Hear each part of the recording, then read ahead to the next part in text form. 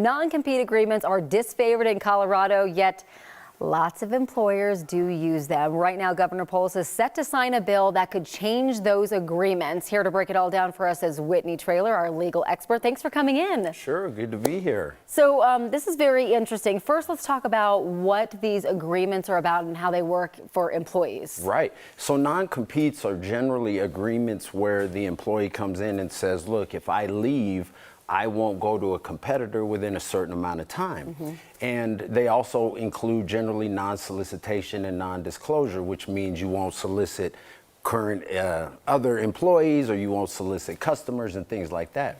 And a lot of employers have them. They even have them in the employment handbook, and saying that, hey, if you leave, you agree to do this. And so a lot of people have them, but Colorado generally disfavors them. So they're only enforceable in a few situations. But what happens is lots of employers have them, and employees don't know whether they're applicable or not, but they'll generally kind of comply with them. So do you think a lot of employers know that these aren't really enforceable, yet they put them in there as kind of like a deterrent, I guess? You know, I think so. A lot of employers, but the issue is, okay, if it's going to deter them, maybe it's enforceable or not, but we wouldn't know until somebody goes to court to actually fight about it, and that generally doesn't happen. So it's generally a deterrent, but sometimes the employee will go to a competitor and fight it actually and say, hey, I disagree with this, the enforceability of this, and the employer sometimes will back down.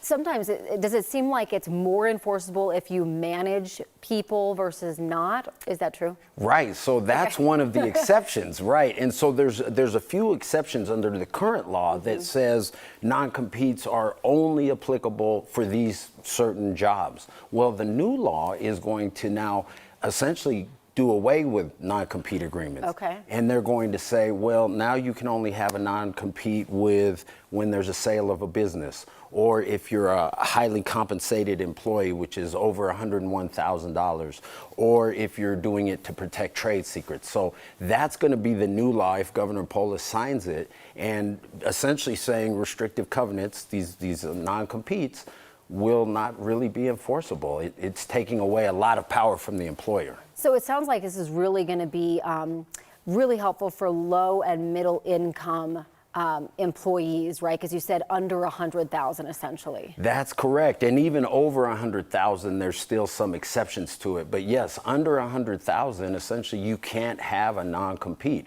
You will only then in that regard be able to do it for trade secrets. So if the company does something in a very unique way, only they do it. The Coke formula, that's a trade secret, for example. So you couldn't go and disclose that. Okay, that makes sense. Right. But otherwise, the non-competes. Now, the other interesting thing is the employers are going to have to be required to give notice to current employees, hey, you're under this non-compete, or prospective, when they're hiring somebody, if they want to have a non-compete, they actually have to tell them. So if they, that's going to be a big deal, because a lot of people actually have them in place and didn't know that they were there. Correct. What do employers need to know about this if it does get signed into law?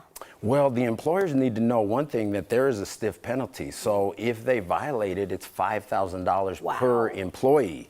So, but if they can show good faith efforts to comply, then that can be reduced. So employers should make sure they're documenting everything that they're doing. They should review their current policy.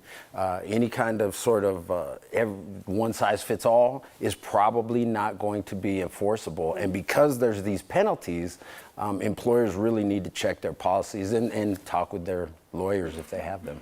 If he signs this, when would it take effect?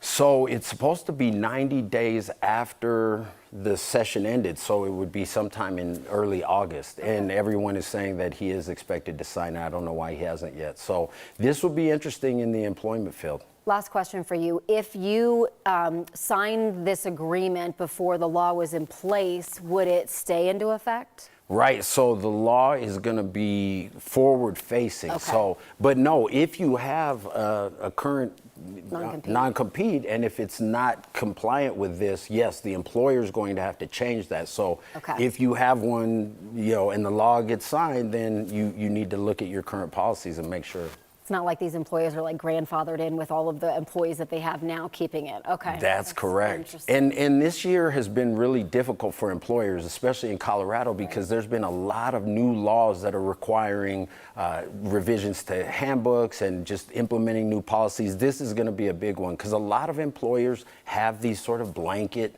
restrictive covenants, what they're called. Yeah. A lot of changes, and that's why we bring you in, and we always appreciate you. Thank you for coming in. Sure. Happy anytime. Friday. Yes, happy Friday.